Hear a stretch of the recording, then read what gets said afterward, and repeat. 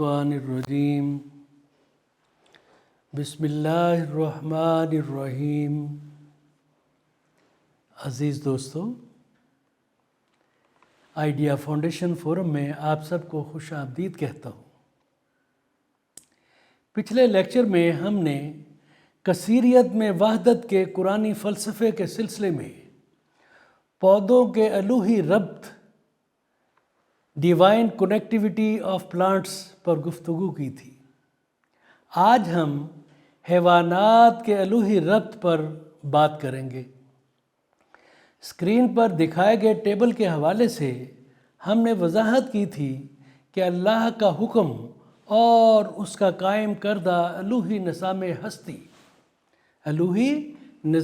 ہستی کس طرح کائنات کے تمام اجزاء میں پھیلے ہوئے ہے، پرمیٹڈ ہے، تاکہ ان کی تخلیق کے سلسلے، نظم و ضبط اور قائمیت کو یقینی بنایا جا سکے۔ جیسا کہ ہم نے پودوں کے معاملے میں دیکھا، یہ حیوانات کی زندگی کے بارے میں بھی اتنا ہی متعلقہ ہے۔ حیوانات کی زندگی بھی کائنات کا ایک حصہ ہونے کے سبب الوہی نظام ہستی کے تحت ہی چلتی ہے، جس کی وضاحت ہدایت الہیہ یا شعور الہیہ کے طور پر کی جا سکتی ہے۔ انگریزی میں ان کو ڈیوائن ڈائریکشن یا ڈیوائن کانشسنس کہا گیا ہے۔ ہماری آج کی گفتگو قرآنی آیات اور سائنسی دریافتوں کے تناظر میں حیوانات کے الوہی ربط کے مختلف پہلوؤں پر مرکوز ہوگی۔ عزیز دوستو، اللہ کے حکم اور الوہی نظام ہستی کی وحدت کائنات کے ہر جزو بشمول حیات حیوانات میں ظاہر ہے، مینیفیسٹڈ ہے۔ ان کی زندگی ہدایت الہیہ یا شعور الہیہ کے سبب برقرار اور منظم ہے۔ حیوانات کی زندگی کے شاندار مظاہر ان کے خالق اور پالنے والے کی عظیم مہارت، پالنے والا کیا ہے؟ رب، خالق اور رب کی عظیم مہارت کو ظاہر کرتے ہیں۔ جیسا کہ قرآن حکیم میں بیان ہے، اس حقیقت پر قرآنی نقطہ نظر کی وضاحت کے لیے چند آیات کا حوالہ دینا چاہوں گا۔ سنیے، سورہ النحل کی آیت 65، 66 اور 67 میں بیان ہے، اللہ نے آسمان سے پانی برسایا، ٹپ ٹپ ٹپ، اور یکا یک مردہ پڑی ہوئی زمین میں اس کی بدولت جان ڈال دی۔ یقیناً اس میں ایک نشانی ہے سننے والوں کے لیے جو توجہ دیتے ہیں، اور تمہارے لیے مویشیوں میں بھی ایک سبق موجود ہے۔ ان کے پیٹ سے گوبر اور خون کے درمیان ہم ایک چیز تمہیں پلاتے ہیں، یعنی خالص دودھ، جو پینے والوں کے لیے نہایت خوشگوار ہے۔ اسی طرح کھجور کے درختوں اور انگور کی بیلوں سے بھی ہم ایک چیز تمہیں پلاتے ہیں جسے تم نشہ آور بھی بنا لیتے ہو، اور پاک رزق بھی۔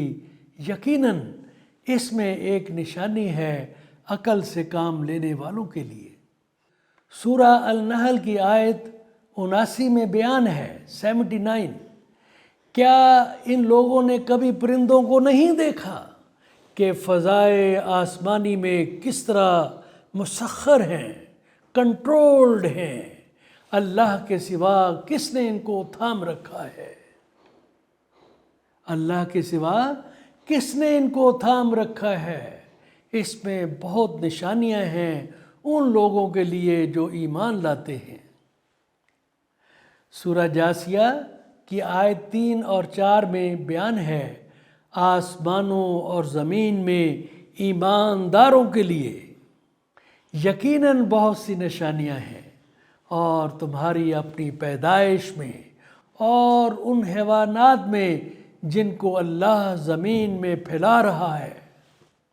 بڑی نشانیاں ہیں ان لوگوں کے لیے جو یقین لانے والے ہیں، ایمان لانے والے۔ سورہ فاطر کی آیت 28 میں بیان ہے، اور اسی طرح انسانوں اور جانوروں اور مویشیوں کے رنگ بھی مختلف ہیں، مختلف قسمیں ہیں، مختلف انداز ہیں۔ حقیقت یہ ہے کہ اللہ کے بندوں میں سے صرف علم رکھنے والے لوگ ہی اس سے ڈرتے ہیں۔ بے شک اللہ زبردست اور درگزر فرمانے والا ہے۔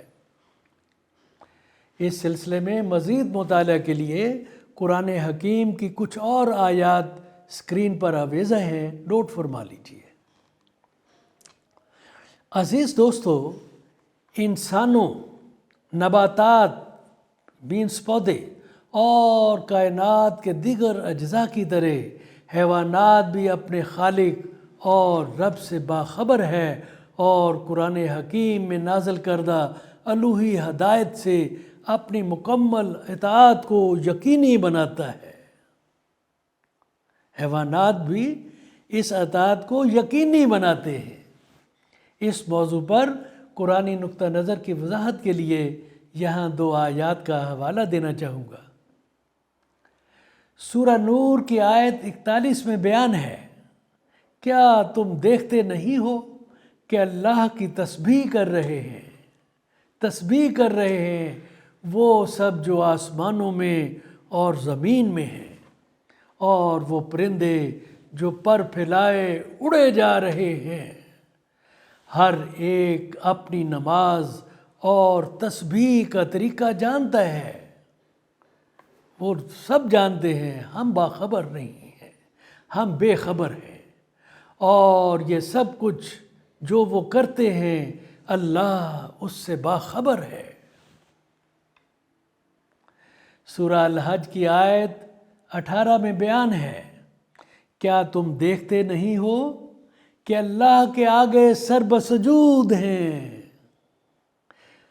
وہ سب جو آسمانوں میں ہیں اور جو زمین میں ہیں، سورج، چاند، تارے، پہاڑ، درخت اور جانور اور بہت سے انسان بھی۔ کیا خوبصورت بیان ہے۔ اس سلسلے میں مزید مطالعہ کے لیے قرآن حکیم کی کچھ اور آیات اسکرین پر آویزہ ہیں، نوٹ فرما لیجیے۔ عزیز دوستو، پہلے ذکر کیے گئے ٹیبل میں وضاحت کی گئی تھی کہ پودوں اور حیوانات کی زندگی کو الوہی ہدایت یا شعور کے ذریعے برقرار اور منظم رکھا گیا ہے، جو کہ الوہی نظام ہستی سے جڑے ہوئے ہیں۔ کون جڑے ہوئے ہیں؟ الوہی ہدایت، الوہی شعور، الوہی نظام ہستی سے پیوستہ ہے۔ یادداشت کو تازہ کرنے کے لیے یہ ٹیبل ایک بار پھر اسکرین پر دکھایا گیا ہے، براہ کرم اس پر ایک نظر ڈال لیں۔ قرآن حکیم میں متعدد آیات میں الوہی نظام ہستی کے ساتھ حیوانات کے الوہی شعور کے باہمی ربط کی وضاحت کی گئی ہے۔ تاہم وقت کی تنگی کے پیش نظر میں یہاں ان میں سے 2 کا حوالہ دینا چاہوں گا۔ سورہ اسرائیل کی آیت 44 میں بیان ہے، اس کی پاکی تو 7 آسمان اور زمین اور وہ ساری چیزیں بیان کر رہی ہیں جو آسمانوں زمین میں ہیں، کوئی چیز ایسی نہیں جو اس کی حمد کے ساتھ اس کی تسبیح نہ کر رہی ہو۔ الشمس والقمر بحسبان، مگر تم اس کی تسبیح سمجھتے نہیں ہو، تمہیں ان کی زبان سے واقفیت نہیں۔ حقیقت یہ ہے کہ وہ بڑا ہی بردبار اور درگزر کرنے والا ہے۔ سورہ نور کی آیت 41 میں بیان ہے، کیا تم دیکھتے نہیں ہو کہ اللہ کی تسبیح کر رہے ہیں وہ سب جو آسمانوں اور زمین میں ہیں، اور وہ پرندے جو پر پھیلائے اڑ رہے ہیں، ہر ایک اپنی نماز اور تسبیح کا طریقہ جانتا ہے، اور یہ سب جو کچھ کرتے ہیں اللہ اس سے باخبر رہتا ہے۔ لیکن کچھ خاص معاملات میں یہ ڈیوائن ڈائریکشن یا الوہی ہدایت یا شعور تو سب آرگنزمز میں ہے، لیکن کچھ خاص معاملات میں کائنات کی ہر مخلوق کے لیے الوہی شعور کے علاوہ حیوانات کو وحی سے بھی نوازا گیا ہے۔ یہاں ہم شہد کی مکھیوں کا معاملہ بیان کر سکتے ہیں، جس کا سورہ النحل کی آیت 68 اور 59 میں انکشاف کیا گیا ہے، یعنی 68 اور 69۔ ان کا ترجمہ پیش ہے: آپ کے رب نے شہد کی مکھی کے دل میں وحی کر دی۔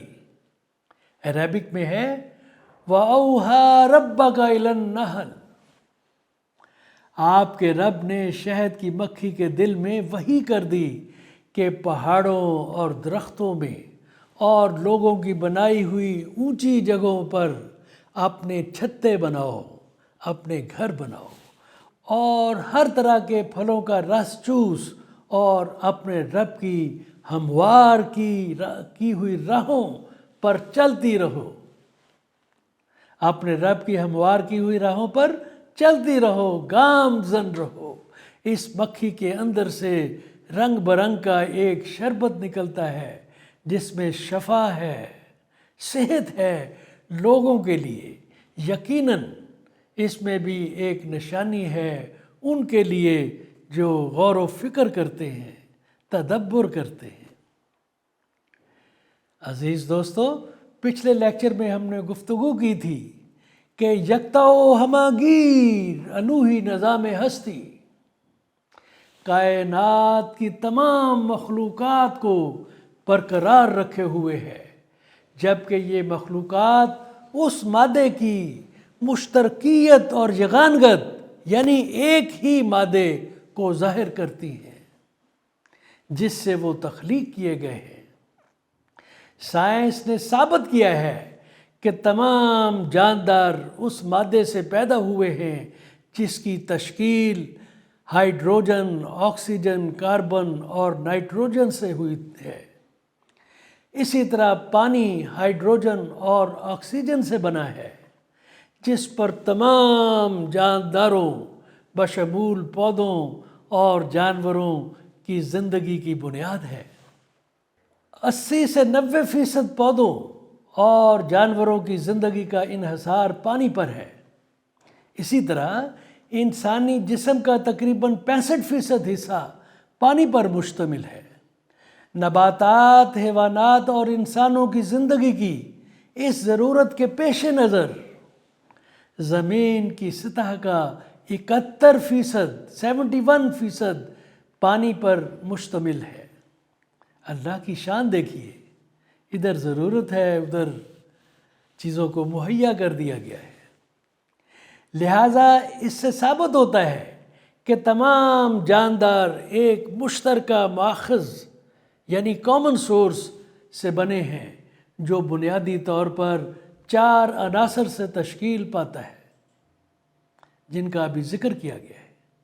اب ذرا تصور کریں، جانداروں کی زندگی بشمول حیواناتی زندگی کے یہ حقائق سائنس نے ماضی قریب میں دریافت کیے ہیں، جبکہ ان میں سے بیشتر قرآن حکیم نے تقریباً 1500 سال پہلے منکشف کر دیے تھے۔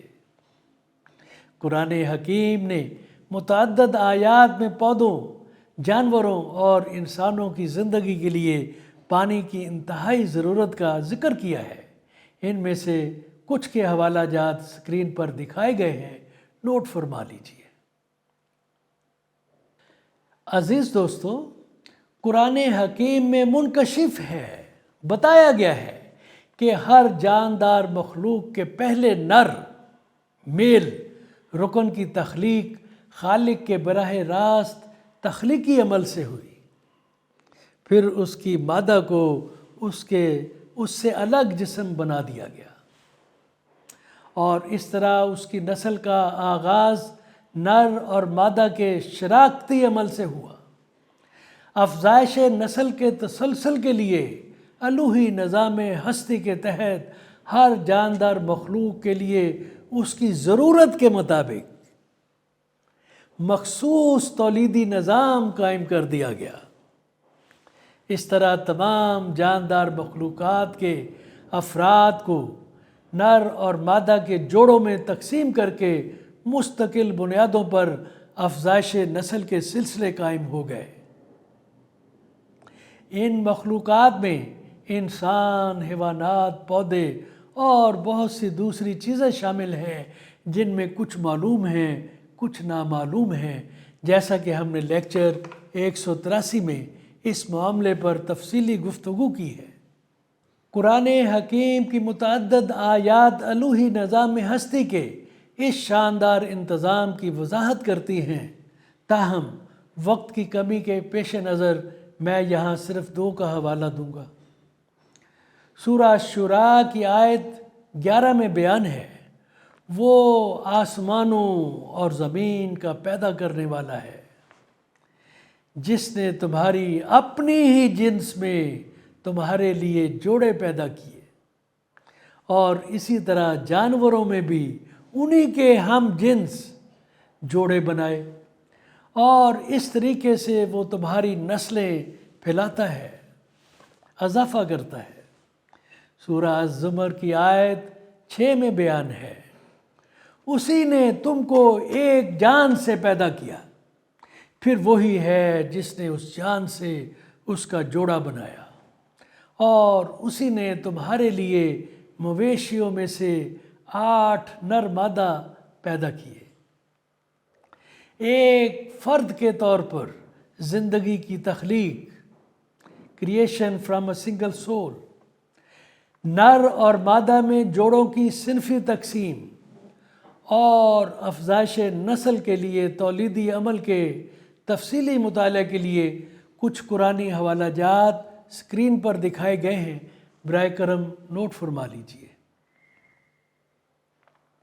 عزیز دوستو، حیوانات کے طرز زندگی کے حوالے سے ایک اور حیرت انگیز حقیقت جو قرآن حکیم نے منکشف کی ہے، قابل غور ہے، وہ یہ کہ حیوانات میں سے زیادہ تر انسانوں جیسے گروہوں میں رہتے ہیں۔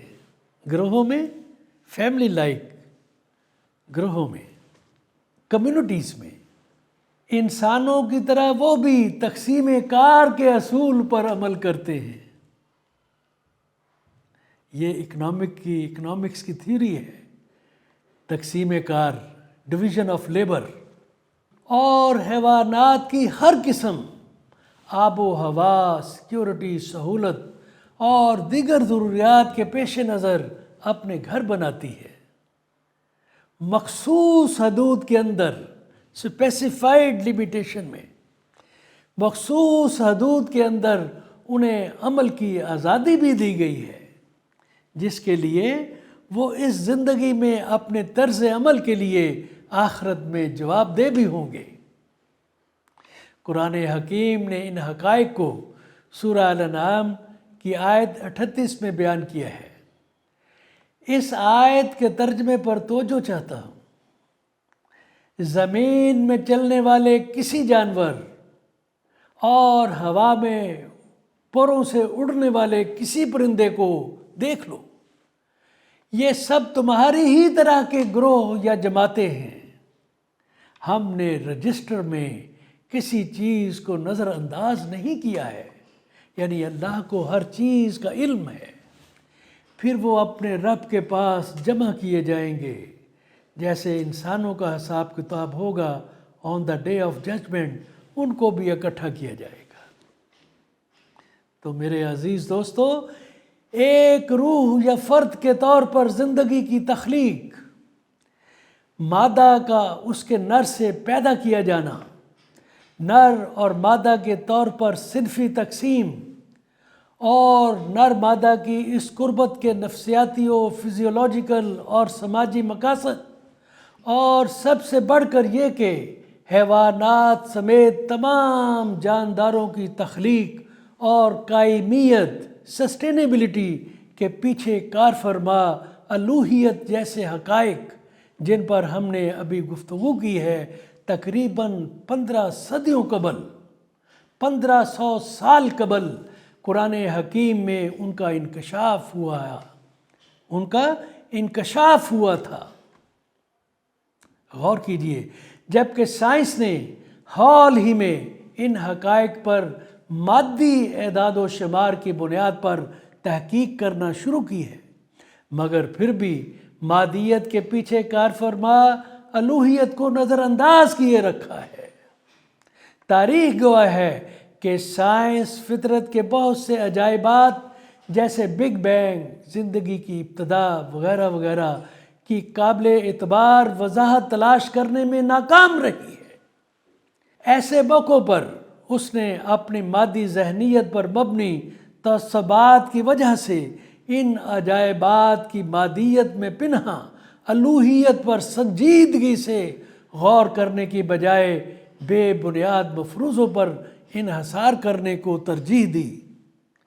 مجھے یقین ہے، یقین کامل ہے کہ اگر کوئی تعصبات سے آزاد ذہن ان حقائق کا منصفانہ تجزیہ کرے گا جو قرآن حکیم میں صدیوں پہلے نازل ہوئے، جب اس وقت کے دستیاب ذرائع سے ایسے معتبر معلومات تک رسائی حاصل کرنا انسان کے لیے ناممکن تھا، تو وہ ان معلومات کے ماخذ کی الوہیت پر قائل ہو جائے گا، یعنی قرآن حکیم اور اس میں موجود سچائی پر ایمان لے آئے گا، یقین کرے گا، مان لے گا۔ تو عزیز دوستو، آج ہم نے حیوانات کی زندگی کے بعض پہلوؤں پر قرآنی نقطہ نظر کے حوالے سے گفتگو کی ہے۔ اگلے لیکچر میں ہم دیکھیں گے کہ جدید سائنسی تحقیق نے ان پہلوؤں پر کیا معلومات فراہم کی ہے۔ گفتگو کے اختتام سے پہلے میں آپ کے ساتھ ایک اہم بات شیئر کرنا چاہوں گا۔ آئیڈیا فاؤنڈیشن ایک اور تحقیقی کام کا آغاز کر رہی ہے جس کا عنوان ہے جدید سائنسی اور ترقی پسند مسلم معاشرے کی تعمیر کے تقاضے اور قرآن حکیم۔ ہم آپ کو اس نوبل انٹرپرائز میں اپنا اہم پارٹنر بنانا چاہتے ہیں۔ آپ سے گزارش ہے کہ اس مقصد میں شرکت کے لیے جس قدر ہو سکے ممکنہ تقاضوں کی فہرست اور ان سے متعلق اپنی رائے اور دیگر معلومات abdulkhaliq54218@gmail.com پر ای میل کر دیں۔ ہم قرآن حکیم سے مجوزہ تقاضوں کے حل تلاش کرنے کی کوشش کریں گے اور انہیں اپنے لیکچرز میں آپ کے ساتھ شیئر کریں گے یا آپ کی رائے کے حوالے سے ایک کتاب مرتب کریں گے انشاءاللہ۔ آپ سے جلد جواب کی امید کرتے ہیں۔ برائے کرم اس کار خیر میں اپنی مستقل شراکت کے لیے آئیڈیا فاؤنڈیشن کی یوٹیوب ویب چینل ideafoundation.com.pk کو ضرور سبسکرائب کریں۔ آج کا لیکچر نمبر 186 ہے اور اس کا ریسرچ کوڈ ہے idea2R18۔ عزیز دوستو، شرکت کے لیے مشکور ہوں۔ اللہ حافظ۔